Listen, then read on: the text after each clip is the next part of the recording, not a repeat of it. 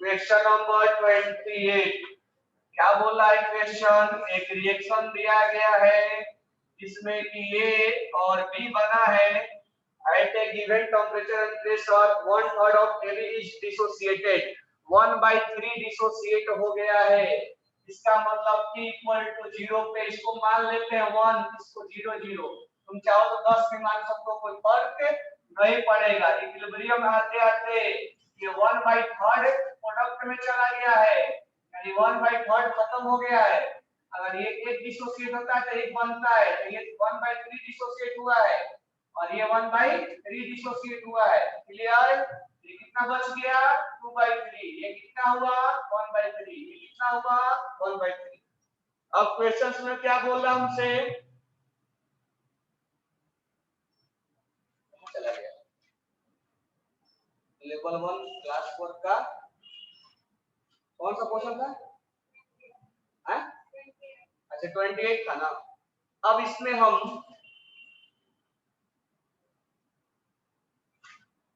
Kp, ये मोल है, ध्यान देना, ये क्या है? मोल है। अब हमें Kp निकालना है। Kp को क्या लिखेंगे? Partial pressure of A into partial pressure of B। कौन आया है?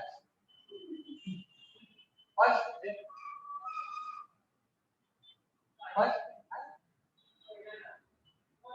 पहले कहां थे? अभी तक तुम ऑनलाइन हो? अभी तक तुम ऑनलाइन थे?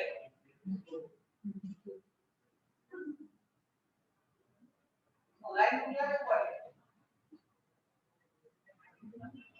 क्या में क्या हुआ?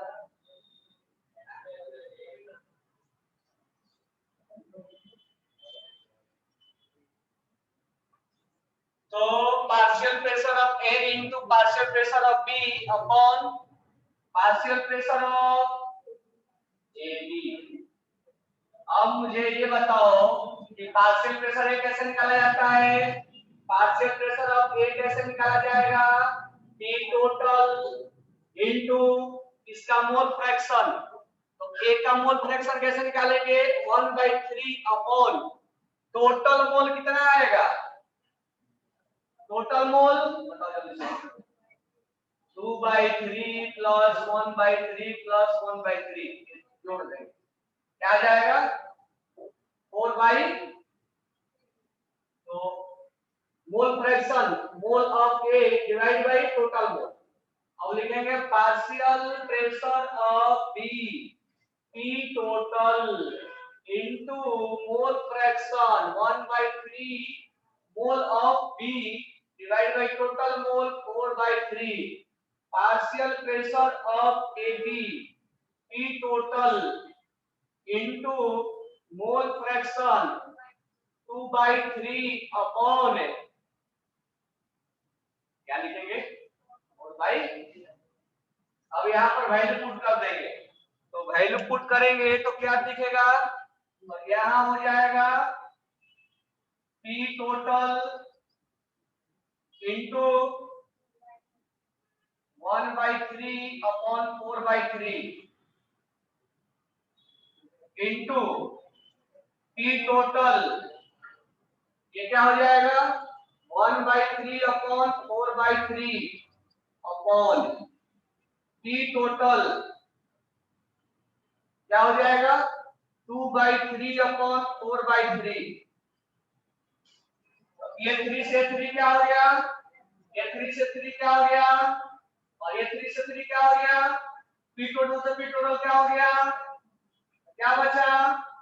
P total into 1/4 into 1/4 divided by इधर क्या बचा? 2/4। इधर बचा 2/4। ये हो जाएगा, ये 4 से 4 गया, क्या बचा? P टोटल अपॉन 8, ये दोनों मल्टीप्लाई हो जाएगा, इक्वल टू क्या लिख देंगे? Kp। तो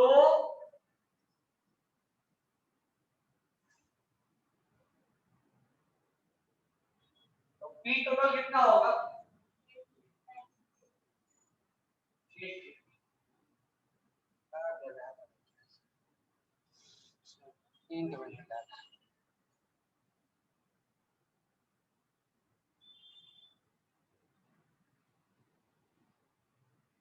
क्लियर कि नहीं क्लियर है?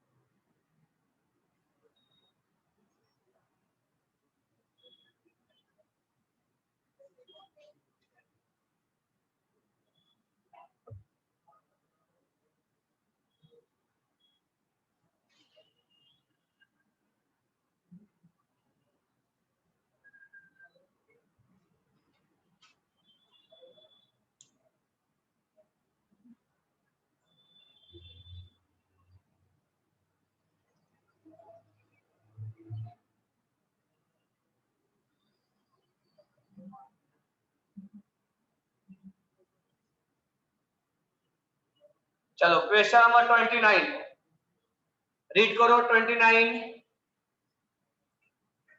आज सबको क्लियर आ रहा है?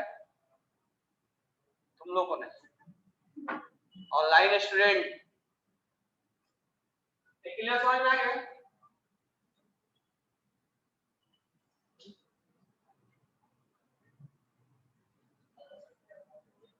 चलो क्वेश्चन नंबर 29 रीड करो। Question number 29। अब ये ली चैटरियल प्रिंसिपल का सारा क्वेश्चंस है। तो क्वेश्चन नंबर 29 देखिए, यहाँ पे एक रिएक्शन लिखा हुआ है।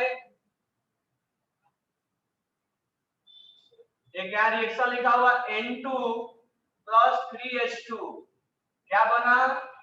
2NH3 और इसका डेल्टा H दे रखा है -22.4 किलो कैलोरी। इसका मतलब ये माइनस में है, तो रिएक्शन एक जो होगा एंड होगा, क्या होगा? मैं गलती से लिखता हूं, क्या होगा? निगेटिव है तो क्या होगा? एक्सोथर्मिक। तो कह रहा effect of increase in pressure, sorry increase in temperature. अगर टेम्परेचर को बढ़ा दिया जाए तो क्या होगा? हम जानते हैं कि एक्सोथर्मिक रिएक्शन के लिए अगर टेम्परेचर बढ़ाया जाता है तो रिएक्शन किधर शिफ्ट करता है? बैकवर्ड। और बैकवर्ड शिफ्ट करने का मतलब किधर शिफ्ट हुआ? Equilibrium, left side. इसका आंसर हो जाएगा लेफ्ट साइड।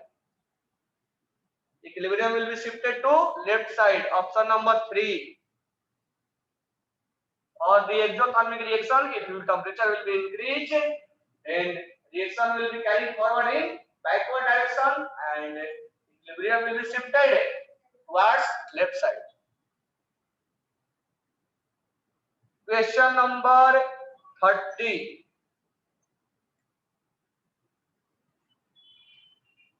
क्वेश्चन नंबर 30 में रिएक्शन लिखा हुआ है और बोला है कि addition of inert gas at constant volume. तो हम जानते हैं कि addition of inert gas at constant volume पर अगर हम मिलाते हैं तो कोई इफेक्ट नहीं पड़ता, लिखवाया था नो इफेक्ट। इसका ऑप्शन नंबर हो जाएगा 4। will not disturb the equilibrium of the reaction. Question number 31. 31 में क्या बोल रहा है? एक रिएक्शन लिखा हुआ है N2 प्लस O2 सब गैसियस फेज में है और बना 2NO, जहां पर डेल्टा H का वैल्यू 180 किलो जूल है। इसका मतलब वैल्यू पॉजिटिव में है तो ये एंडोथर्मिक होगा, ये एंडोथर्मिक होगा। अब कह रहा है कि कौन सा ऑप्शन सही है? तो एंडोथर्मिक के लिए, और साथ ही साथ हम ये भी निकाल ले कि इसका डेल्टा एन क्या आएगा। तो डेल्टा एन यहाँ 2 है और यहाँ 1 है, सारे गैसीय स्टेज में है, हम सबको कंसीडर करेंगे। 2 - 2 क्या हो गया 0। तो ये दो बातों से हमें ऑप्शन को चुनना होगा कौन सा ऑप्शन करेक्ट है। पहला ऑप्शन बोल रहा है इनकरेक्ट, हालांकि पूछा है। पहला ऑप्शन बोल रहा है कि change in pressure at constant volume does not affect, बिल्कुल सही बोल रहा है। अगर डेल्टा एन 0 आएगा तो प्रेशर का नो इफेक्ट, अगर डेल्टा एन 0 आ गया तो प्रेशर का नो इफेक्ट पड़ेगा, कहीं इफेक्ट नहीं आएगा, मतलब ये सही बोल रहा है। ऑप्शन नंबर 2 में दिया है डेल्टा एन इक्वल टू 0, बिल्कुल हमने कैलकुलेट भी किया, डेल्टा एन 0 आएगा। ऑप्शन नंबर 3 में बोला है NO will be increased at higher temperature। NO increase होने का मतलब ये हुआ कि कंसंट्रेशन ऑफ NO का बढ़ना का मतलब ये हुआ कि रिएक्शन फॉरवर्ड में जाना, और फॉरवर्ड में जाने के लिए हम जानते हैं कि ये एंडोथर्मिक रिएक्शन है। तो एंडोथर्मिक रिएक्शन के लिए हम फॉरवर्ड जाने के लिए टेंपरेचर को बढ़ाते हैं, और इसमें दिया गया है, इसका मतलब ये भी करेक्ट है। फोर्थ ऑप्शन में टेंपरेचर को हटाया है, इसलिए ऑप्शन गलत है। इसका ऑप्शन इनकरेक्ट बोला है तो ऑप्शन हो जाएगा 4। समझ में आ गया?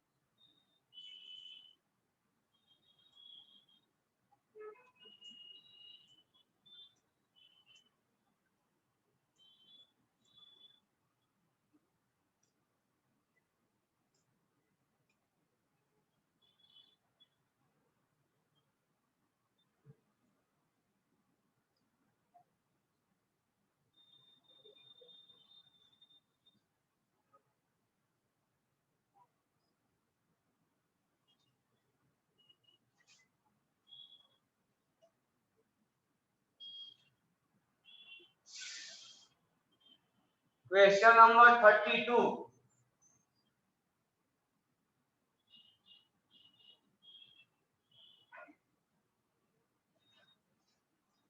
देखो, क्वेश्चन में दिया गया एक रिएक्शन जिसमें कि 4H2O गैस है, गैस का मतलब ये स्टीम है,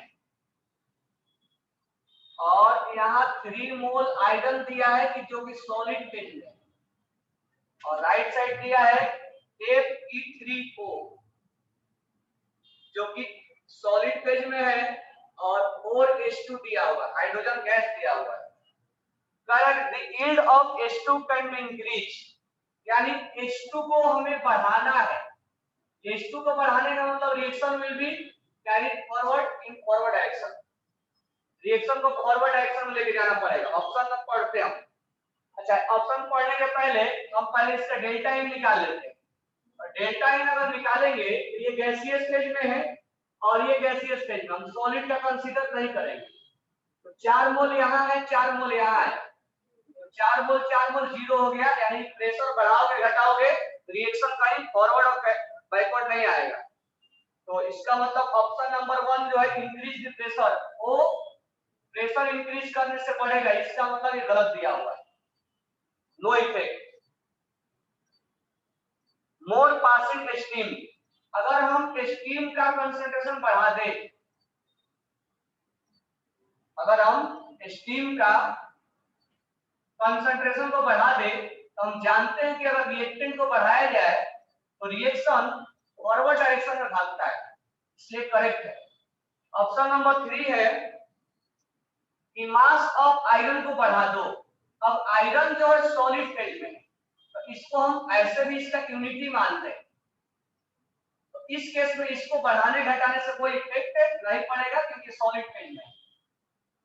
ऑप्शन नंबर 4 में बोल रहा है डिक्रीज द प्रेशर, तो प्रेशर का तो नो इफेक्ट, प्रेशर का तो कोई इफेक्ट ही नहीं है क्योंकि डेल्टा एन 0 है। इसलिए ए भी ऑप्शन गलत हो गया, ऑप्शन नंबर 2 इज करेक्ट।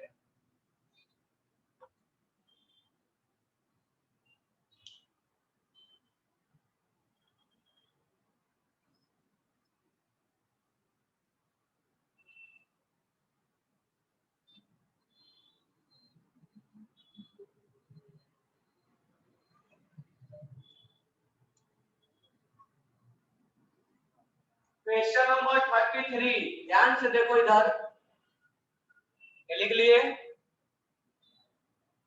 33 को ध्यान से देखो।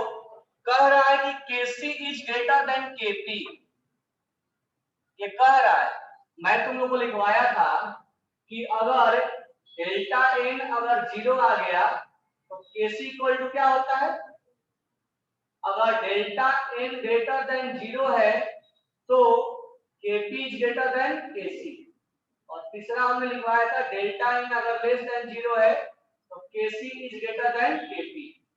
अब यहाँ पर ये पहले से कंडीशन दे दिया है, इसका मतलब हमें इस बॉक्स के साथ जाना पड़ेगा जहां पर डेल्टा एन क्या आएगा, निगेटिव। डेल्टा एन निगेटिव आने का मतलब, डेल्टा एन निगेटिव आने का मतलब देखो सभी, डेल्टा एच होता है, डेल्टा एन नहीं। डेल्टा एन का मतलब हो गया निगेटिव, मतलब रिएक्टेंट और प्रोडक्ट। तो डेल्टा एन कैसे कैलकुलेट करते हैं, प्रोडक्ट का कोएफिशिएंट माइनस रिएक्टेंट का कोएफिशिएंट। तो ये नेगेटिव आ गया, नेगेटिव आने का मतलब रिएक्टेंट का कोएफिशिएंट ज्यादा होगा और प्रोडक्ट का कोएफिशिएंट कम होगा। अब एक मान लेते हैं रिएक्टेंट का कोएफिशिएंट 5 है और प्रोडक्ट का कोएफिशिएंट 3 है, मान लेते हैं। तो यहां से हम यहां पहुंचे, नेगेटिव है, नेगेटिव से हमने मीनिंग निकाला, इसका कोएफिशिएंट ज्यादा होगा, इसका कोएफिशिएंट कम होगा, तभी तो नेगेटिव आएगा। 5 में से 3 में से 5 को माइनस करोगे तो -2 आएगा। ये हमने मान लिया है, मतलब बनाने के लिए। अब कह रहा है कि इंक्रीज द प्रेशर फेवर, अगर प्रेशर बढ़ाया जाए तो कहां जाएगा, तो हम जानते हैं कि प्रेशर बढ़ाया जाता है तो कहां जाता है, हाई मोल से लो मोल की तरफ, हाई मोल टू लो मोल। तो इसलिए हाई मोल इधर है, लो मोल इधर है, रिएक्शन फॉरवर्ड डायरेक्शन में जाएगा, यानी reaction will proceed in forward direction and option number 3 is correct. ये समझ में आया क्या?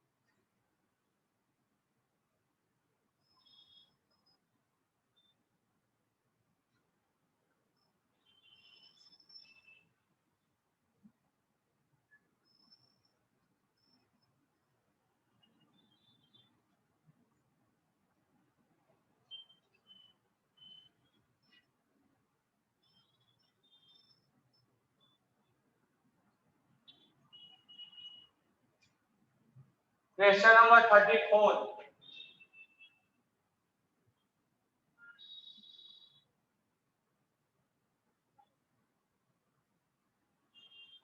में देखो, क्वेश्चन नंबर 34 में पहला दिया हुआ है H2O लिक्विड से H2O गैस बनाया गया है। तो मुझे बताओ लिक्विड से गैस बनाना एक जो है या एंडो है, क्या है, एक जो है एंडो है। लिक्विड को हीट देंगे तभी तो गैस बनेगा, यानी ये क्या है, एंडोथर्मिक है। हीट किसको देना पड़ेगा। सेकेंड में लिखा है कि I2 सॉलिड से वेपर बनाया गया, तो बताओ I2 सॉलिड को अगर वेपर बनाया जाएगा तो एंडो होगा या एक्सो होगा, क्या होगा, एंडो।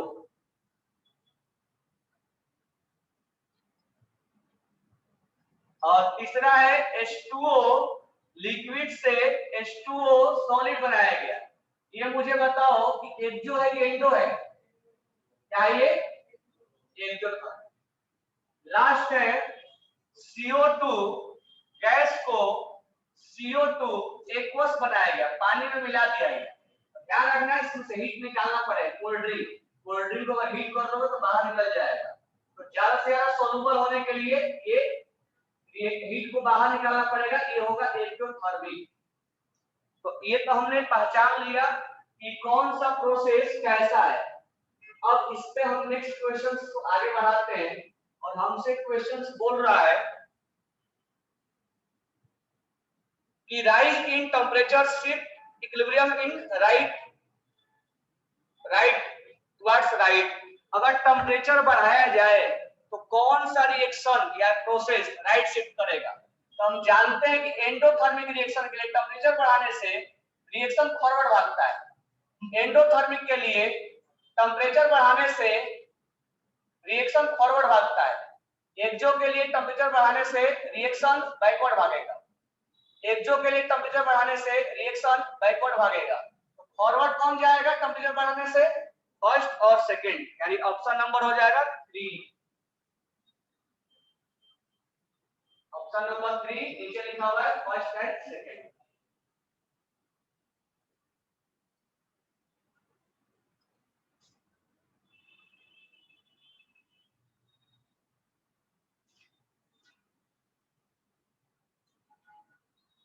ठीक नहीं रहा है तो क्या है,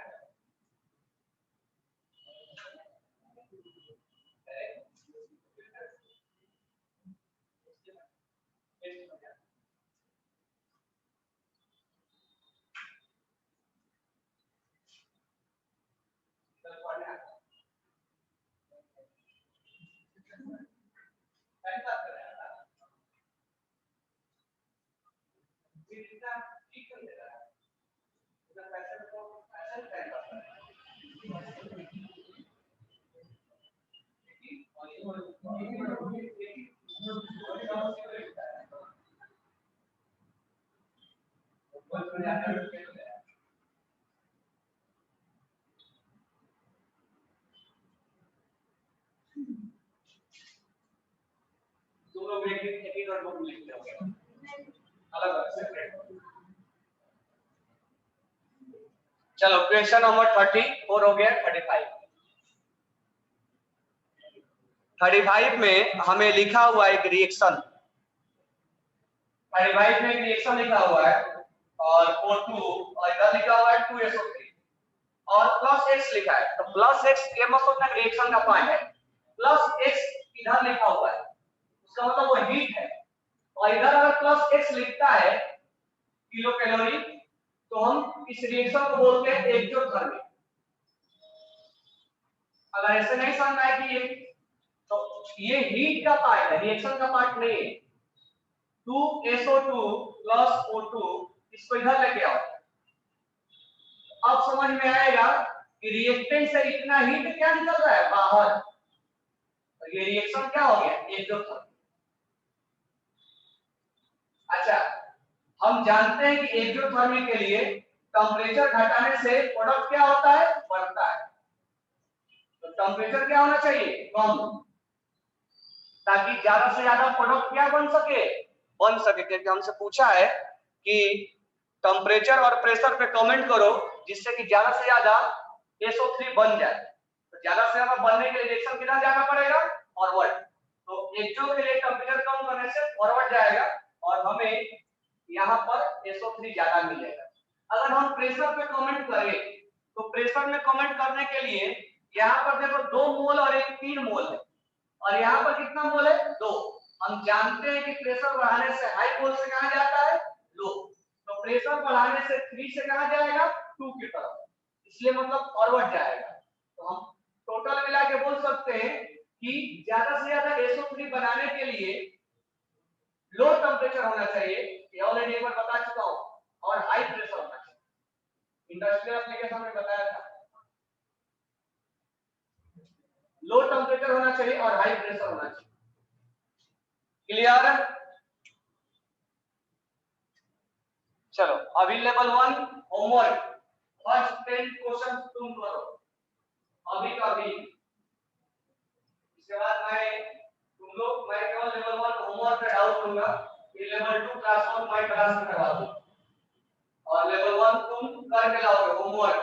क्लासवर्क कंप्लीट करवा दिया, होमवर्क तुम्हारा है काम करने का, और केवल डाउट लेंगे तो लिख लो होमवर्क। लेवल 1 का होमवर्क तुम्हें करके लाना है, कंप्लीट है।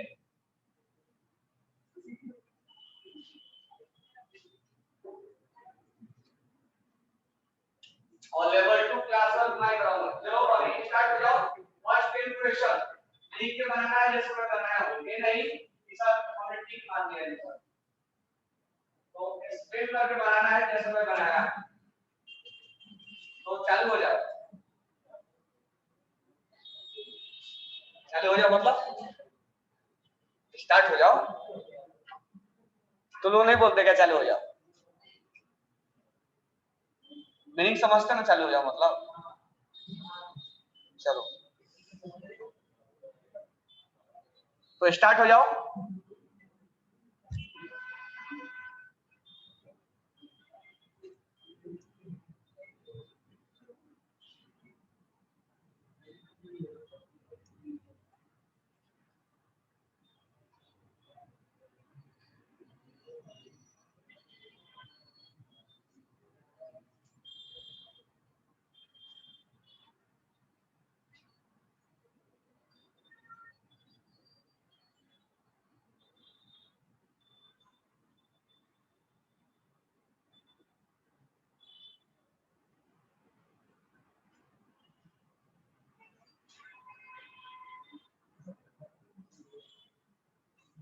लिख के बनाना है, ठीक करके नहीं, जैसे मैं बनाया वैसे बनाना है। मैं चेक करूंगा, बनाओ तो जल्दी। फर्स्ट 10 क्वेश्चन मैं चेक करता भी, जल्दी बनाओ।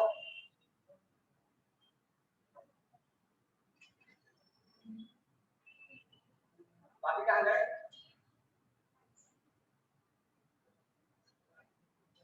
पेपर देने में नहीं आते, अच्छा मौका मिल गया कोरोना का, जब जन फेल होते हैं ना।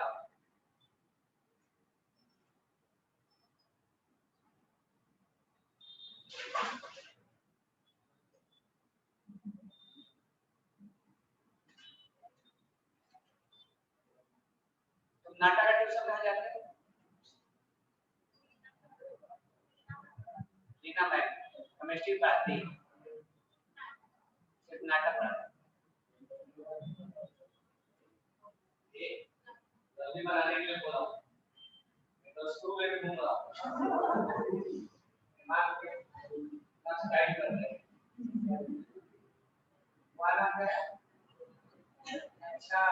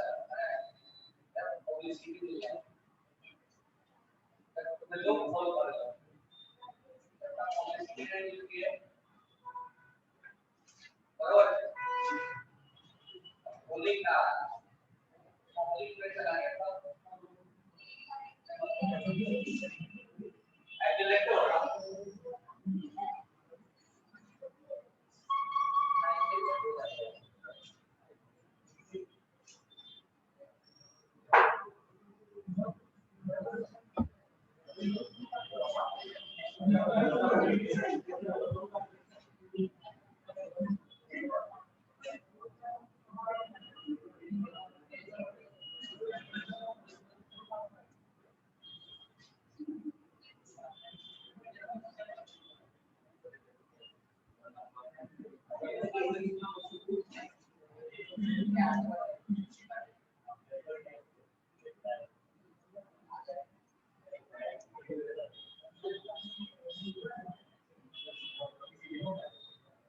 बन गया, कितना बना, आगे बढ़ा जल्दी।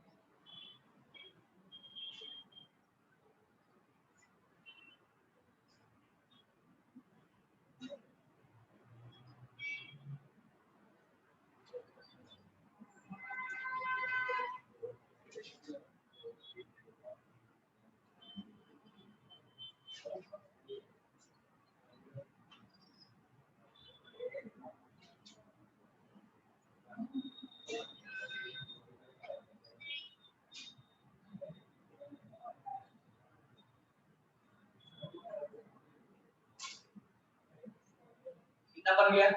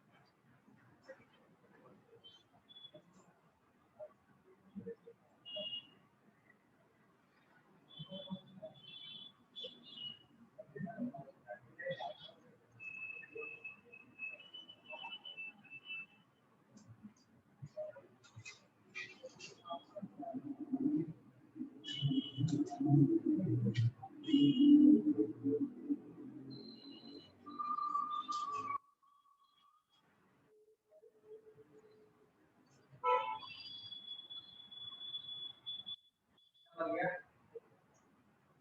वो जल्दी बनाओ, बाहर आएगी नहीं,